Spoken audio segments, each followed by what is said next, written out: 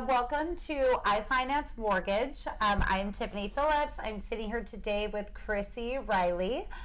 She is with Seven Gables Real Estate, and her team is the Chrissy Reilly and Diane Kutinsky team. How are you doing today? Great. Thank you so much for having me. I'm very excited to be here. I am so glad that you can join us. Yeah. Just kind of wanted to pick your brain a little bit, kind of help guide our clients. You know, there's a lot of media out there.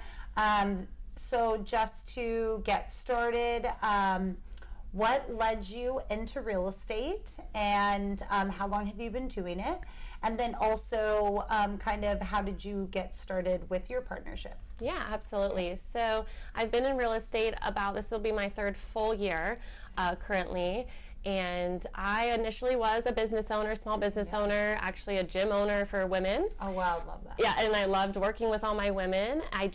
I have my degree in biochemistry and cell biology from UCSD, and I got into a mundane lifestyle, and I didn't get to work with other professionals, have my clients, but I really wanted to work my brain and try something new, and I always loved real estate. I invested in real estate personally, so I knew how amazing real estate can be for building wealth and for your family. So I wanted to do something that I could do long term and forever and ever, and help friends and family also build wealth. So I dove on in, and my mom did have her license when I was growing up, so I was always shown real estate. I was going to open houses on the weekends and new builds. I love that. I mean, that was our family time now. Yeah, that was our family pastime between my mom and my dad and I. So growing up, I was always in new builds, in San Diego is where I was from, so there was a lot of new builds happening, not so much anymore, but that was so much fun going into model homes and things like that. I even thought maybe I'll be an architect one day. So I do love, have always loved homes, so it just has been the absolute perfect shift, and I've just loved every minute of being in real estate. And then as far as my partnership's concerned, I started at Seven Gables Real Estate. I did very well my first year, and my partner was also fairly new. She was had been in the business a little bit longer than me, and we both actually received the same award, and we kind of just paired up and started talking about working together, doing a couple garage sales, doing a couple marketing things together, and then we just really decided that we loved working together, and we both have our expertise, and they're completely different. And so it's really nice that we can come together, and she does her thing, I do mine, and so we kind of get double the work done. It's like where the magic happens. It's magic. I mean, honestly, having a partnership in real estate is so beneficial, not just for ourselves and our sanity, but for our clients too, because there's always one of us. It's her or I. Yes. They're always getting us, and not maybe an assistant or someone else. We're always there for our showings, our open houses, and things like that, and we're right at the front, to the client. So it was the best decision I ever made, and I'm a new mom too. I did see that. Thank you. So it's been very helpful, as we are both in different stages of our lives. She has grandchildren, I have a baby, so we do talk to different people. So some people like me better, some people like Diane better. And I think it's just really nice that we can mesh well and kind of be able to capture all those different and the amazing people. Business is always still flowing. You always have the clients. Like someone is always, like one of you are always going to be there ready to help. Oh, absolutely. And it's just beneficial. We have to go on vacation sometimes, right? So, I mean, realtors, we work our butts off, and it's really easy to not take a break and to work 7 days a week until 10 p.m. at night. And that is our hustle, and we do love it. But sometimes, we do need to take a vacation. So having two of us is just fantastic, because we just plan around each other and make sure that one of us is always home. Yeah. I do love that. How long have you guys been? So you started a couple years ago with Seven Gables. So how long has your team been established? Yeah, we've been established for about a year now, but we kind of officially, but we did some marketing with each other prior to that too. Okay, great. So I mean, it's honestly going on almost 2 years of us, knowing each other, working together, and just building that relationship. All right. And I do just want to give you a quick highlight right now. Looking at, I have looked over your Instagram, all great content. I did see that you have in your first year of real estate, you did mention that she also won one as well, so that is amazing. but won the Rising Star Award your first year. Yeah. So, and then now being on your third year, and now you are the top 1% in Orange County. So that is like absolutely amazing. Like in just 3 short years, it's been like you have just, you know, success after success, just keep building and growing your business. And just incredible, especially in how the market has been. So it really is like phenomenal, especially me also building in a time like this to like, yeah, just maybe extend on that a little bit. Just really incredible to keep going, and especially in such a tough time. Well, thank you so much. It was definitely an honor to receive that award, and Diane on her first year had received that award. It wasn't the same year, but we both had received it. And I think it just attests to the fact that we were, like, in our new agent group, out of that, you know, we really excelled. And I think being a previous business owner has just really allowed me, you know, the opportunity to excel, because I'm at a maturity level, I'm at an experience level of dealing with clientele and customer service that allows me to take all that knowledge and put it into real estate as well. So, you know, actually every single deal that I had made my first year was 100% from open houses, and I did not know a single one of my clients prior. That's amazing. I haven't grown up in OC my whole life. I've been here for quite some time now, about 8 or 9 years now. I'm from San Diego. But so, you know, real estate is a very much referral family business. Absolutely. And so now it's becoming that, obviously, as you're in the business. Like now you're getting the wheels. Yeah. Oh, yeah. Now we're getting the referrals, but the wheels. Still getting all the rewards and not having the, you know, in the even to be rewarded in your like building stages. I mean, as business owners, like that's just like when we hear that too, we're like, what are you doing? Yeah, I mean, it gets motivates you too. Yeah. I mean, you got to keep that award status. Yeah, definitely. Definitely getting that the first year. It's like, okay, what's the next award, no right? Slowing down. No, absolutely not. So definitely was great motivation to keep pushing forward. But the open houses was definitely my thing. I really love doing them, and I have kind of figured out what works for me on open houses. So to like other agents, I would say, you know, open houses, don't shy away. Like that is your absolute opportunity, because people walking through the door, they're the hottest leads you can get, right? They're the absolute hottest leads. So maybe they're warm, maybe they're hot, but absolutely. So that was the way the first year went, and now we're doing so many community things. So now people know our name and just recognize us as community philanthropists and things like that. Back to the elementary schools, to Seacliff Magazine and things like that. So we're kind of really focused in that area, garage sales and just various things that we do on the ground, you know, kind of grassroots style, and give back. So now we have the referral and the relationship building just with the community. So now people, I feel like everyone in the community is my friend now, you know, so now I'm meeting everyone. And I feel like that's the goal too, but it's great too, because you didn't start with like friends and family, like you made the clients now you're friends.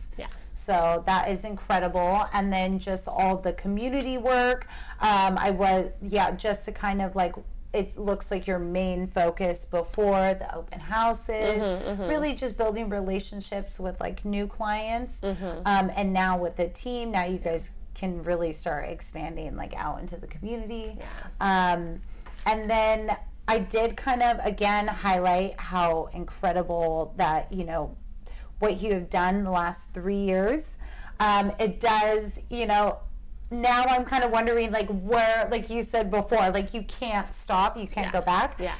So now, what, like, new opportunities, or now kind of where do you see, like, you know, the next 3 years going, like, since you've already made it so far, you know?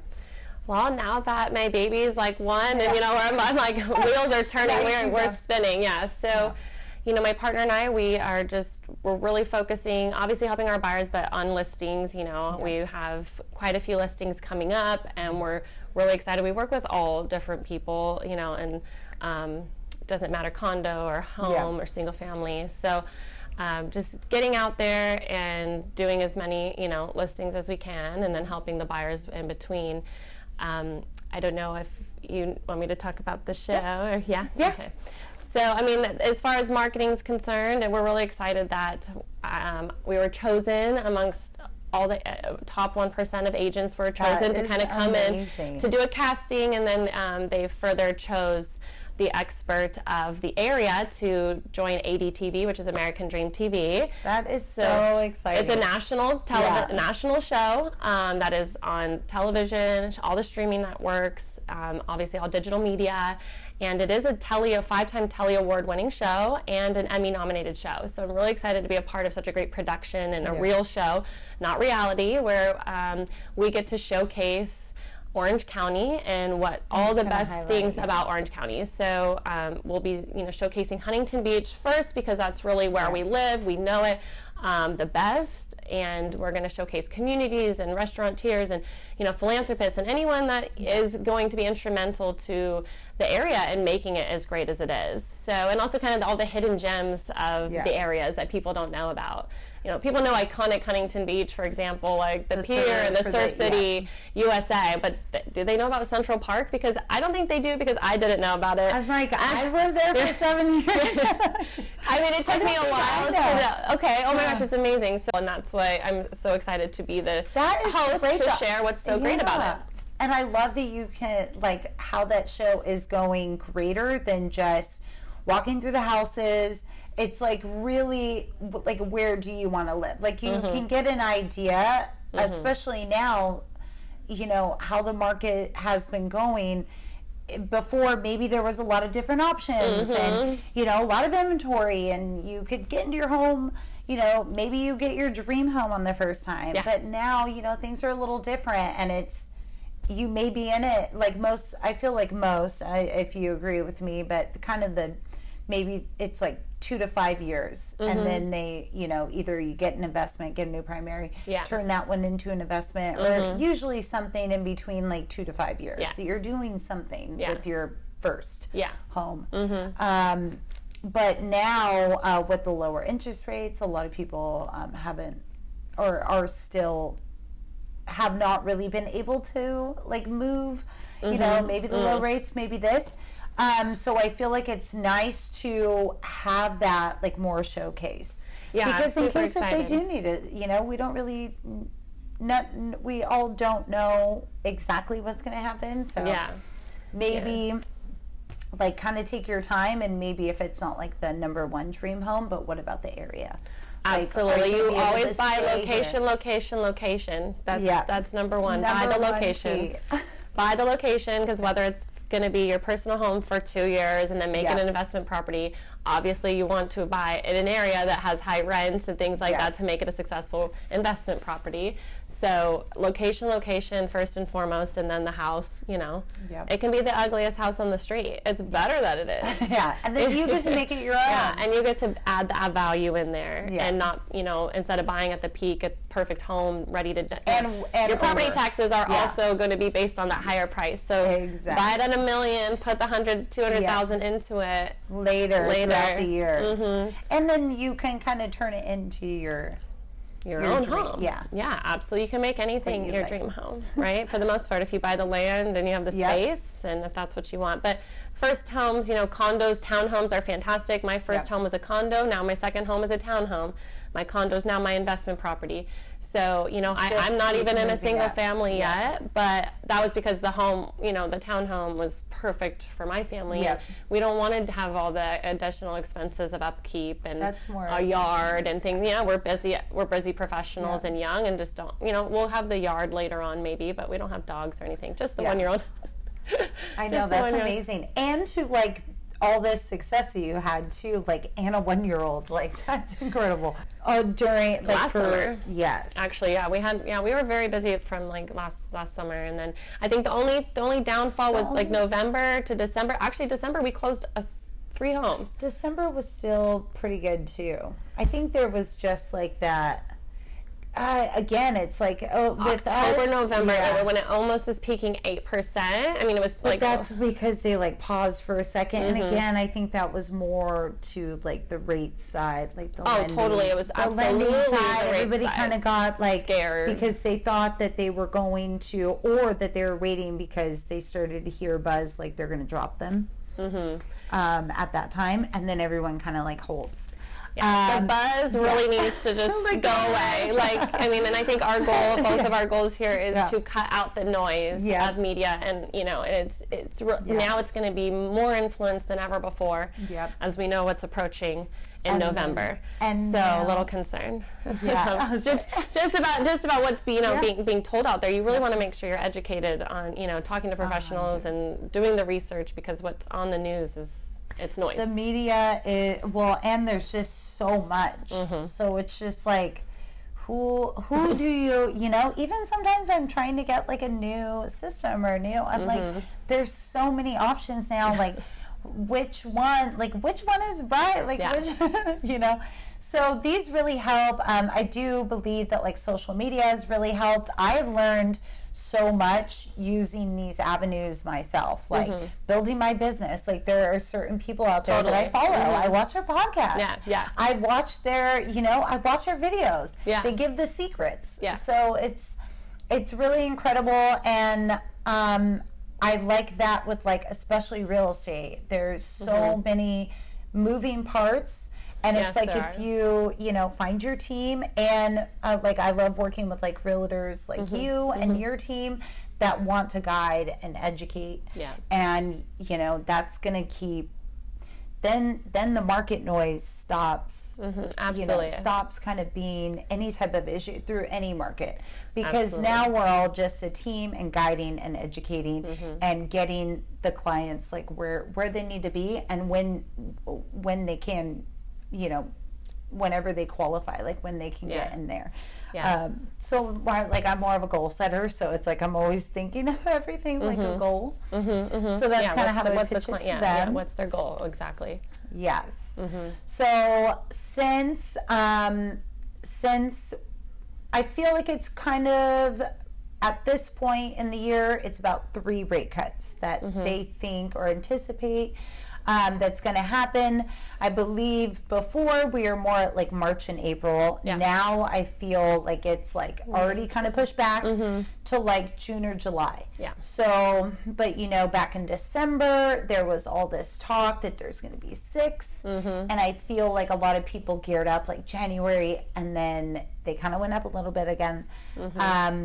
And now, a lot of our clients are on the sidelines. So, in your, like, the $1 million question here, but for people on the sidelines, is now the time to buy, in your expert opinion? In my opinion, absolutely yes. I would say now is much better than what it will become at the end of the year. Why? For many reasons. Prices are rising, okay?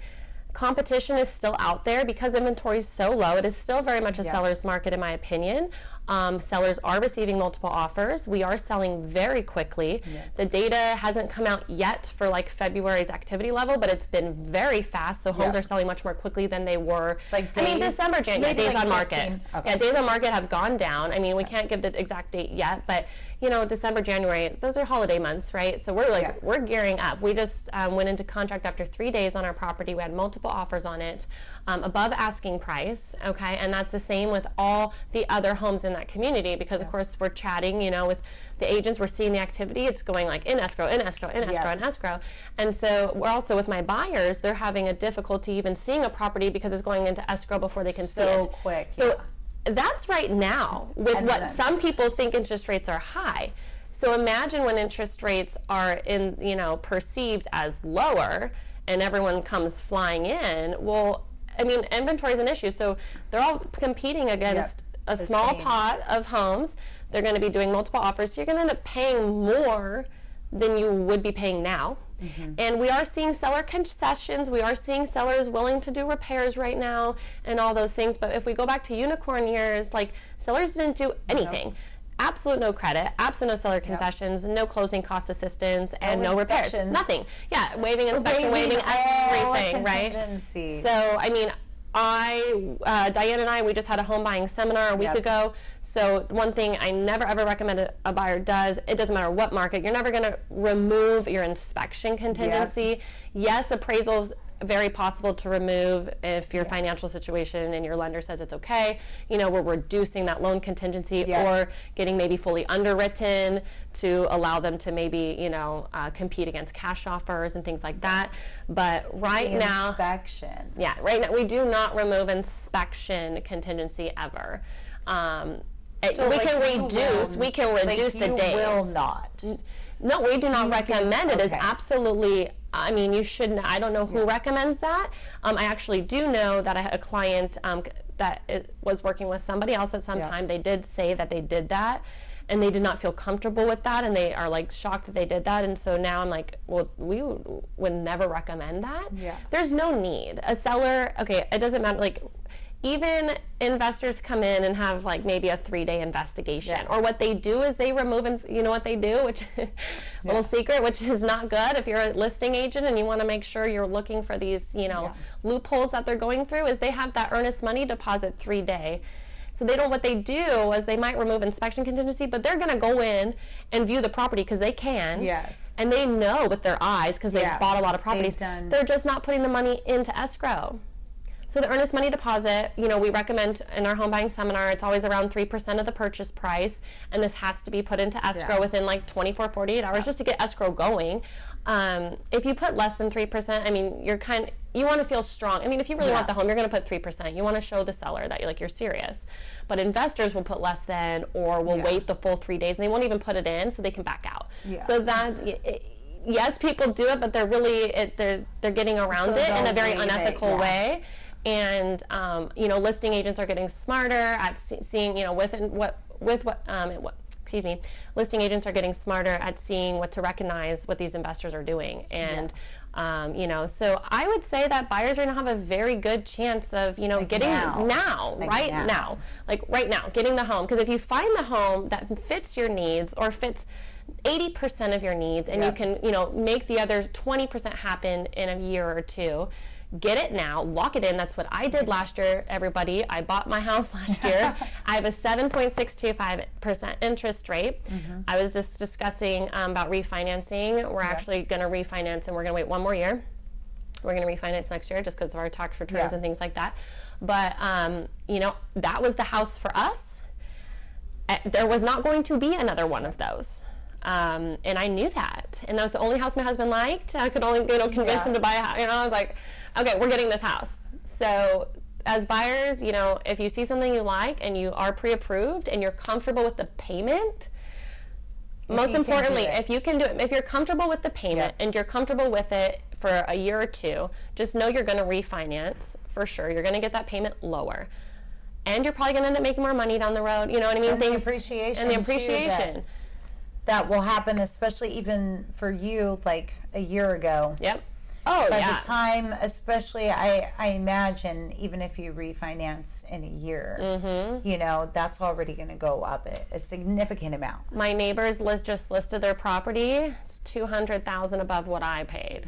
So I'm like, I mean, that's in a year. Oh, okay, and nice. That's one of the golden moments. I'm like, get that, I mean, and so that's huge. I mean, that's a very large appreciation amount, and we are seeing that. So, you know, I think right now buyers just have to realize they're going to be competing. What are they waiting for? How much money? I think the main thing is they need to speak to their lender first and foremost, because the lender is the end all be all to going through their personal finances and running the numbers and like the monthly payment, and then going backwards. What is that? Okay, I'm comfortable with this monthly. What does that look like on pre-approval? Because some people, as you know, get pre-approved for $1.5 million, but really they're comfortable at like 1.2, 1.3. And I feel like I show them too, like, hey, this is your max, but from what we discussed, where your like more of your budget is, like here's the payment that you want. So if you're, you know, this is more like your comfort zone. So like, hey, maybe for the right house, like there's always, you know, we upgrade for things that we love, and that's for us. So I want them to have that option, but ultimately I do, because a lot of people focus on the rate and not the payment. Yeah, it's like, forget the rate. I don't even tell them the rate. Like, here's what the payment is. Yes. Here's what your payment is. How does that sound? What did you want it to be? Like, what do you want it to be? And then I can get a better idea of like, okay, then that's just with where the prices are right now. That's just like not in the, not in the budget. Absolutely, yeah. But we don't like to shop out of the budget too, because then you end up finding a home that you might like, and then if we're in multiple offers, we need to have some buffer. We need to have a little extra money to maybe, go up in the offer, or maybe repairs, or maybe it's, your closing costs and appraisal gap or something like that. Yep. So I rather shop, where they're absolutely comfortable. And then of course that just bringing me back to 21. Like raise it, like appraisal gaps, all of these. Like my eyes are just getting like big. But these are conversations that like we are having now again. So it's not some market. It's not a dead market at all. No. There are plenty of buyers. There are many people coming into open houses. The activity level is high. So just imagine when the rest of the world thinks things are good, how many people are going to be in the market? It's a frenzy. It's going to be too much. But hopefully, just looking for the right education, and there are still so many, as long as if they could afford it. I always preach that too, now is the time. I think of it, if you're trying to reach a goal, like the time to start is yesterday. So. Absolutely. I wish we could have bought all of our investment properties years ago when it was like, imagine 5 years ago. I know. Like what our parents could have bought, and the appreciation. So the bottom line is real estate always appreciates over time. So if you're looking for a quick buck and to own something for 1 year, it's not the case. You definitely have to look at the end goal. What's your goal? How many years are you going to live here? But if you can make it happen, live there for 2, and then keep it, rent it out, or sell and move on after 5 years, something like that, you're going to win in the end. And then this topic, I see it a lot, and maybe if you kind of just walk through it, but just for our potential clients, like watching. What is the best route for that? So ideally, is it like 2 to 5 years? But ultimately, would one of the goals be to, it doesn't need to be your dream home, that first home. Get your home, and then ultimately, in maybe like 2 to 5 years, then pull out the equity using like a cash out refi, and then getting a new primary. So is that kind of... I don't think there's a timeline, right? I think my experience is people always end up being in the home longer than they expected. And me too. I was in my condo a little bit longer than expected, but as life changes, whether you get married, you have a kid, you have an additional kid, maybe someone passes away, or there's a divorce in there's always life events that are happening that are forcing people to sell and move. But if you're a young, professional and you can afford to just get maybe your first condo, get the condo, maybe 1 or 2 bedroom.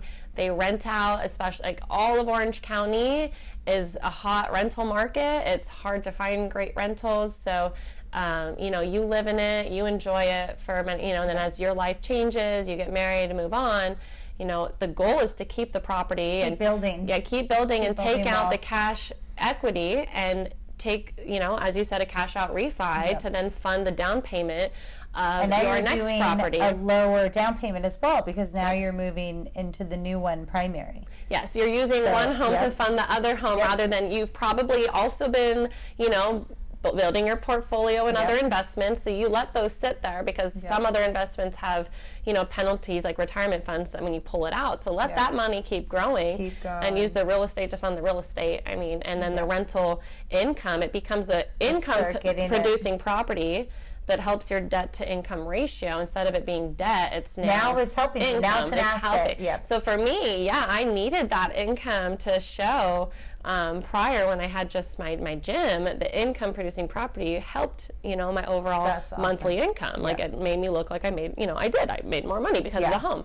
So I qualified for, you know, adds a value on so many. Not to mention tax write-offs. Yeah. I mean, tax write-offs, depreciation, and then you can start doing 1031 exchange, which is a whole other thing. But you know, it's a ripple effect, and I think real estate's the best thing you can get into. And that's not just because I'm a realtor. I was an investor first, you know, less successful myself, and then I wanted other people to see this. Yeah. And just kind of guide them through, like, no, this is how here are the steps to start building wealth. And I feel like even through, I know there's a lot of different avenues, but if you start to do the research, look at the numbers, really look at different weathered markets, or, you know, like history. I mean, just go 50 years ago. Certain, you know, look at or go pull up like a lot of properties that, you know, were purchased by, you know, more of the boomers. Like, what did they purchase them at? And then now, you know, we all wish we were them. I know. Yeah, and they're just like, well, it's, you know, kind of whatever. But I'm like, no, that's incredible. Like now they don't want to pay the taxes on their investment. Now they have so much equity they don't know what to do with. I know, that is. So and it's almost in that case it would have been a better, like, first I'm thinking with some of my sellers, you know, maybe you don't hold on to a home forever and ever as to where you're in, you know, you've made too much on the home that you have to give so much of that away. Rather, you can cash out and fund that next home, you know, maybe a little sooner. So I think there is a timeline. So maybe, about maybe 15 years, maybe, you know, some people 40 years. Live in them forever. Yeah, but I like the whole kind of like hopping idea.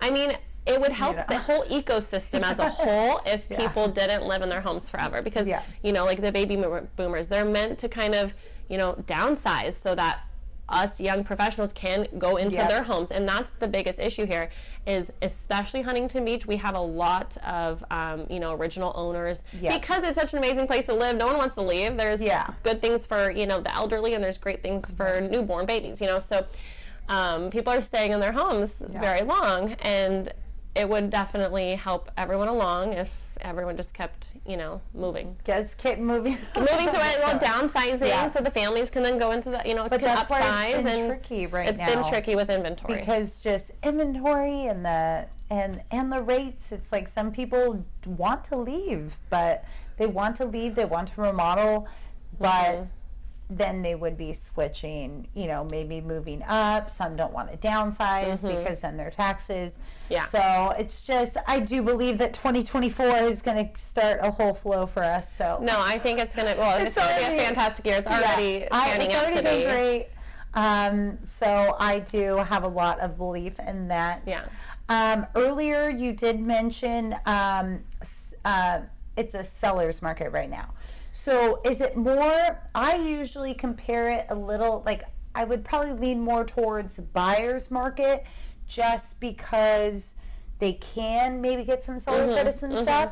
So do you think that that's going to start to go more like seller's market, like in the next? So I think it just depends. I completely agree with you on it's like an opinion thing. On a data basis, it's a seller's market. On data, because based on data, we only have, you know, 1.2 months of inventory, or you know, 2.0, and we need like 6 months of inventory to be a neutral market. So then above that, we're at a buyer's market. So based on supply, we're a seller's market. So that's data based. Okay. So on opinion based, I mean, I would agree that we're kind of on I think we're on like a very nice market where sellers are getting multiple offers. They're getting above asking when priced appropriately. Okay. Now, some sellers you might see on Redfin or Zillow price drop. That's because they did not price it well to begin with. Yes. They did not price it at fair market value. They priced it, you know, we call aspirational pricing. Just kind of like they throw it out there. Because they don't need to sell. They probably don't need to sell right now.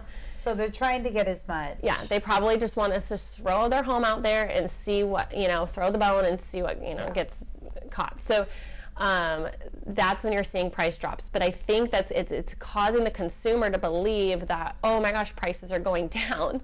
But no, they're just priced wrong. Oh, that's true. Okay, so they're just completely priced wrong. So, I mean, prices are increasing, okay? They are going up when priced well. So I need to circle back, seller's market. Okay. Yeah. So yes, buyers right now, in comparison to the last few years, buyers have more say. But still, buyers are struggling because there's just not much to choose from. And yes, they are, competing. So they are paying above asking most likely. So it's really, it's tricky. It's a tricky to call it one way or the other. Yeah. I think I would say neutral because both get benefits out of it. Sellers are getting what they want price-wise. Buyers are getting a little bit more, say and leeway and, getting repairs done and getting some concessions. So I'd call that maybe a neutral, market. But when it comes down to data, it is a seller's market. And that's just supply and demand. It's just simple supply and demand. That's what they're basing it off of. Yeah, I didn't know. With the the database. So that's interesting for me. I'm a very data-driven person, so that's me. I love to look at the data. I'm okay, I like that. Yeah. Because mine is more just I look at it and no, this is happening. You can have some wiggle room here. Totally. So I always tell them go now. Just let me get you, even if, as long as you're approved, even if, just take a look. See what's out there, see if it comes up. Because put in an offer. Yeah. Because I like people to put in a few offers and learn the process. Yep. Learn and what you need to put in an offer. You need your proof of funds. Yep. Which is not just your down payment amount, but it's also closing costs. Okay. Yep. You need to have your earnest money deposit liquid and ready to go. Yep. So maybe that's $15,000, maybe that's $10,000 ready to be wired, if you love a home, within 3 days, right? So you want to make sure you have some funds not just stuck away in a 401k or an IRA or something like that. You need to have some liquid. And so I like to go through the process with people. I think it doesn't hurt to go out and shop and maybe put in an offer, and just throw it out there. Maybe it's a lowball offer and you don't think you're going to get accepted, but go through the process. It's very beneficial. Knowledge is power. It's very beneficial for both. And knowledge is power. Mm-hmm. Once they come out on the other side, then they have that confidence too. And they also see they knew they lowballed. They knew they probably weren't going to get accepted, but it's helpful to see what does get accepted. What they do, yeah. What do the sellers accept? You will see more information from them. Well, it's less of you and I telling them what's actually going on and more of them seeing what's actually going on for themselves. And then they believe it, Yeah. When they get a counteroffer and the counteroffer, multiple counteroffer coming from the seller telling all the buyers that put an offer, this is what you have to do, then they're like, okay. That's what you were talking about. Yeah. And it just kind of makes it real. Yeah. Or some are just now okay, now I believe you. I feel like I'm more one of those people. Most first-time home buyers have to miss out on a few homes until to really get the home they want and understand what they want. And so that's why I recommend it's never too early to start shopping, get that pre-approval, because it could take us 6 to 8 months of just getting the buyer themselves ready, mentally ready and prepared to step on the gas. And a lot of people go through it and then back out. And there are many ways to back out, as a buyer. So just putting in the offer, even getting an offer accepted, you can back out. Yeah. So not that I want to encourage that, but I just want them to feel comfortable that they change their mind or get cold feet. There's a lot of protection. Yeah, there's protection within whatever you're sending in the offer. There's I feel they'll know okay, this one you can't are some I go through everything. I mean, there's so many different contingency periods, and each contingency is a buyer's way out or buyer's protection. So I'll share my, we did film our buyer seminar last week, but it wasn't professionally filmed. It was just filmed on the iPad. It was mostly for people obviously in person that were there, but we wanted to have a recording of it. And so it's on my YouTube, so I can, anyone that wants to get more details on the buying, the actual purchase agreement and the contingencies, because I go into detail in there. But don't want to give too much away of all the little tricks and stuff of the contingency periods. But you're protected as a buyer, so just get out there. That's how I am. As long as it makes sense, affordable. If you can afford it, if you're comfortable with the payment, let's go. All right. Yeah. So final, just kind of wrap up here.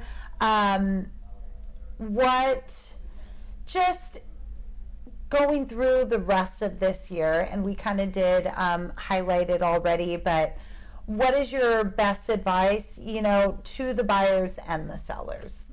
Like, well, I think for buyers, the first thing is to definitely talk to your lender and get all those, you know, financial scenarios laid out for you, know exactly what monthly payment you can afford. And so once you know what you can afford and you're comfortable with that and you're educated, then you're going to, you know, the best way to eliminate fear is through education. I love that. Absolutely. And so like, I had a gal come into my open house the other day, and she was like, I need to sell because I can't rent this out because of all the new rules happening and all that. And I'm like, whoa, wait a minute here. Let's go back. Okay, so I was like, you're very scared. She's like, yes, I'm very scared. And I'm like, wait, let's go back. Like, how many people rent out their home in California? How many people, you know, have been successful with real estate investing and over the years, you know? So we went into, you know, details about the new laws and things like that, and just educated and then she was like, calm. Yes, education calms fear. So I think, you know, the media is just causing fear-based, and I mean, that's what media is. That's their whole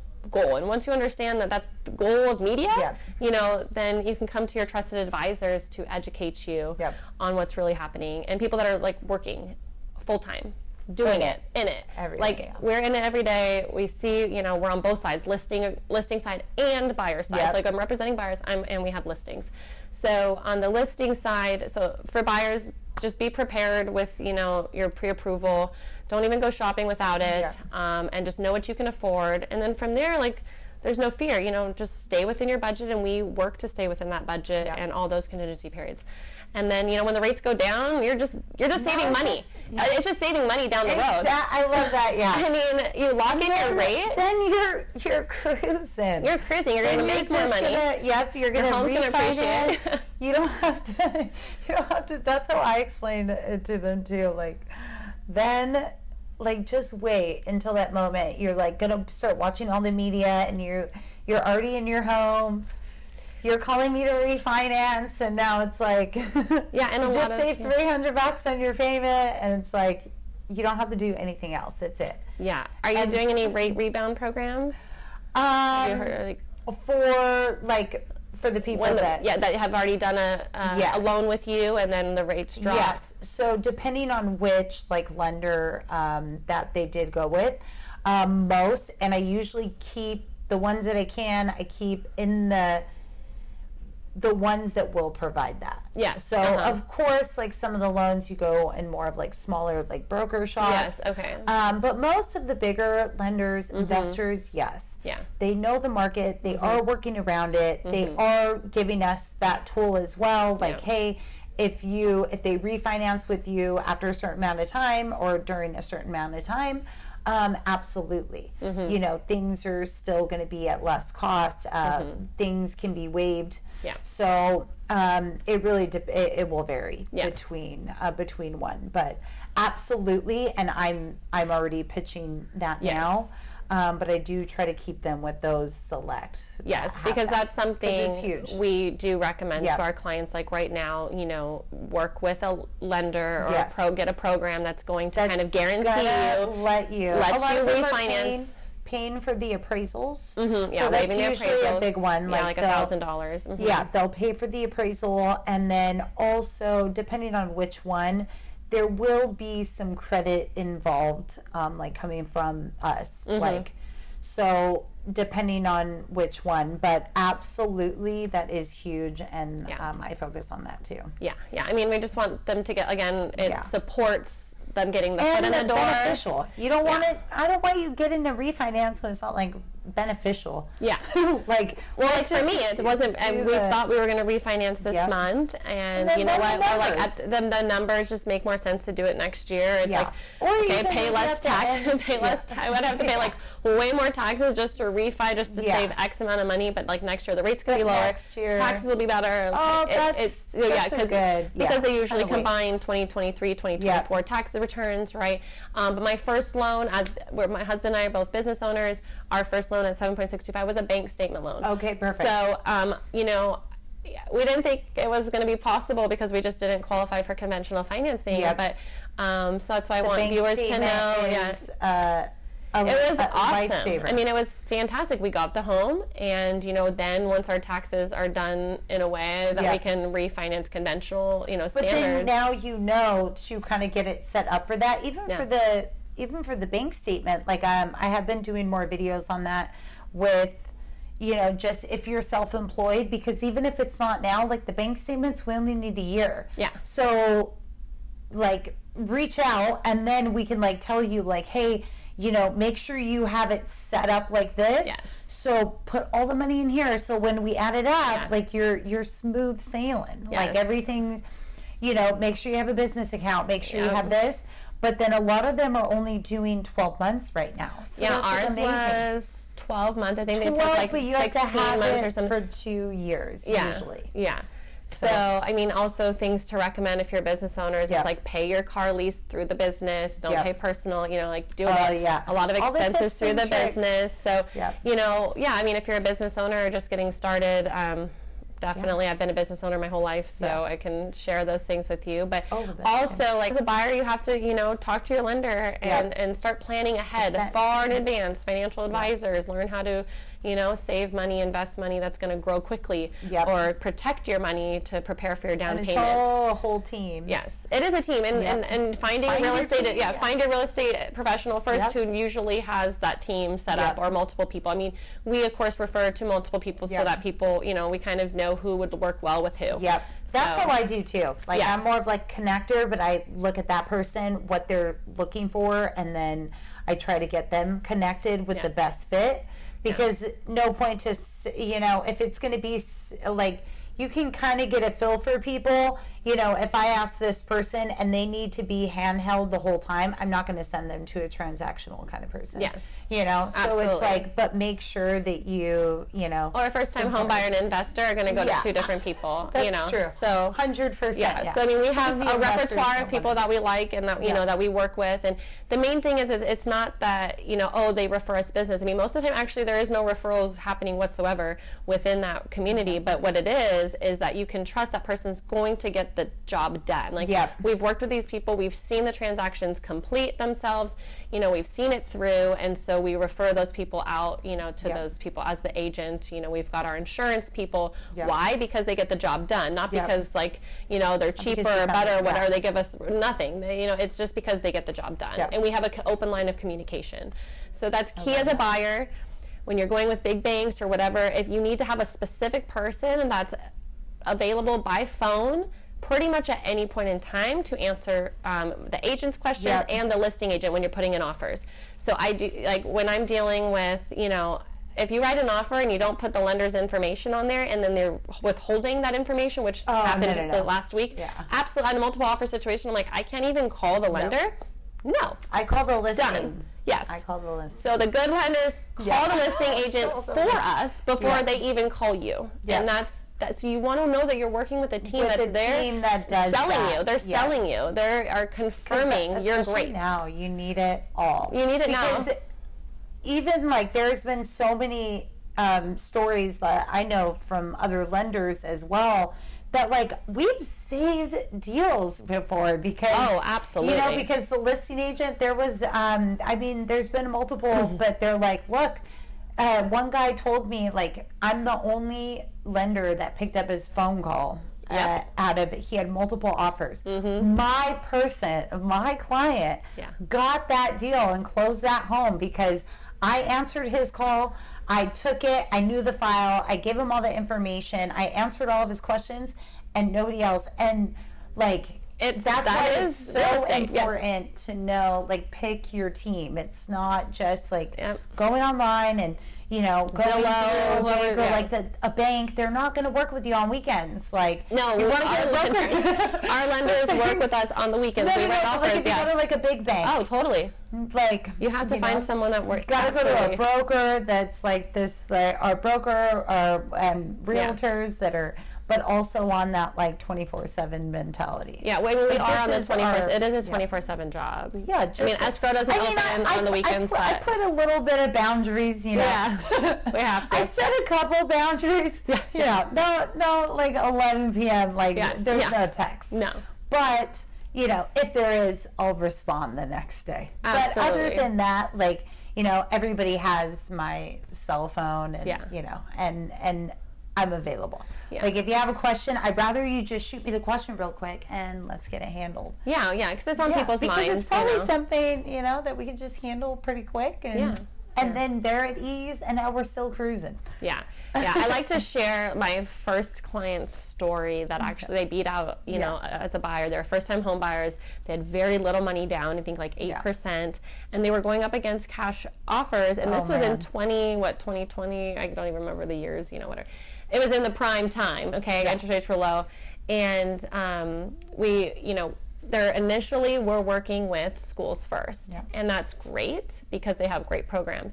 But what you can do is, if you really like a program or the payment and everything that you've gotten from them, you can take that and hopefully, normally the lenders or brokers we work with, can match it. And so I couldn't get a hold of their lender, bottom line, and I'm like, we're beating out like 5 offers, including cash. Like, we need to talk to the lender. Couldn't get a hold of him. I was like, to my clients, do you feel comfortable if, my recommendation will match your program going with them? They said, yeah, absolutely. So, because really at the end of the day, it's what you're paying. I mean, that's what you want. You want the best rate. You want the best payment. And so she got it done within that day, got the pre-approval, got everything done within the same day as I was already, because I already put the offer in with their initial pre-approval from schools first, but then I called, the agent and said, hey, we have this, here's the lender's information. My lender called them, sealed the deal, and then, we were able to close. Yeah, we were able to close in 21 days. Schools first was not going to allow me to go less than 30. No. And in 2020, 2021, if you were not 21 days or less, you were not getting an offer accepted. So, I mean, it's got to be. I mean, we're already going even lower. Like, just so now we're pitching, like 14 days, 15 days. Separate insurance is becoming an issue, insurance. So, I mean, I think 21 is a very nice, and some sellers 21, but don't want it. Even 21 used to be our lower, like fast, speedy. Yeah, but 21, but now 21 is kind of like the new 30. It is, yes. Like 21's great. The new normal is totally the new normal, but not every seller, 30, and I didn't touch upon sellers, too much. So, I mean, options for sellers, and like we have sellers that want a 45-day escrow. Yeah. Because they want it. Yeah. So when you're a buyer, you want to make sure your agent knows what they're doing, and they're asking the seller, what does the seller want? Yeah. What do they want? Because you might come in with what seems like a super hot offer, and they're like, oh my gosh, I can't get out of the house in 2 weeks. And I had this happen last summer. We had a cash offer, 2-week close, and they're like, no, like we need like 3 months. Like we didn't think it was going to sell this fast. And they kind of like were like, oh my gosh. So you have to know and like what their goals are for sure. Yeah, and sellers just need to be straightforward with their listing agent. What they want, what's their timeline, and also finding that next home. So, and I think goals, setting the goal for the seller right now is now the time to sell. Yes. There are buyers out there. You're going to get multiple offers. You're going to sell for a great price. You're going to sell quickly. But just also know that, we can negotiate different things for you, such as a seller's rent back, okay? Because buyers are eager to secure the property, but maybe they don't need to move in just yet. Maybe they have a lease or something like that. And then that gives you time to find your next property. Or you can do a seller contingent on buying your next property, okay? So you can list your home contingent on finding your next property.